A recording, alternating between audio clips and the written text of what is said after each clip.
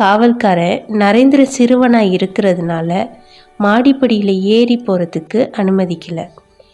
காவல்காரன் அனுமதி இல்லாமல் மாடிப்படியில் ஏறி போகவும் முடியாது, அதிகாரியை சந்திக்கவும் முடியாது. இப்போ என்ன செய்கிறதுன்னு யோசிக்கிறான் நரேந்திரன். சரி, மாடியில் இருக்கிற ஆங்கில அதிகாரியை சந்திக்க இங்கே வேறு ஏதாவது வழி இருக்குதா பார்க்கலாம் அப்படிங்கிற எண்ணத்தில் அவன் கட்டிடத்தை சுற்றி வர்றான். நரேந்திரனோட எண்ணம் வீண் போகலை. கட்டிடத்துக்கு பின்னால் பொதுமக்கள் பார்வைப்படாத இடத்துல ஒரு சிறிய படிக்கட்டு இருந்தது. அதில் ஏறி போய் ஆங்கில அதிகாரியை சந்தித்து தன்னோட வேண்டுகோளையும் தெரிவிக்கிறான் நரேந்திரன். ஆங்கில அதிகாரி நரேந்திரன் எதிர்பார்த்தபடியே அவனும் அவன் நண்பர்களும் போர்க்கப்பலை பார்க்குறதுக்கு அனுமதி சீட்டு கொடுக்குறாரு. நரேந்திரன் அங்கே வந்த வேலை நல்ல விதமாகவே முடிந்தது.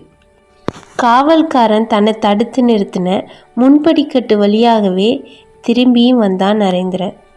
காவல்காரன் நரேந்திரனை பார்த்துட்டு இந்த சிறுவன் மாடிக்கு எப்படி போனாங்கிற வியர்ப்போடையே ஆச்சரியத்தோட நரேந்திரன்ட்ட அதை கேள்வியாக கேட்குறான். நீ எப்படி மாடிக்கு போன அப்படின்ட்டு. அதுக்கு நரேந்திரன், நான் ஒரு மந்திரவாதி என்று புன்னகையுடன் பதிலளித்தான். அந்த நரேந்திரன் தான் பிற்காலத்தில் சுவாமி விவேகானந்தரானார். உலகின் பல நாடுகளுக்கு சென்று இந்தியாவோட பெருமையை நிலைநிறுத்தியவர் சுவாமி விவேகானந்தர்.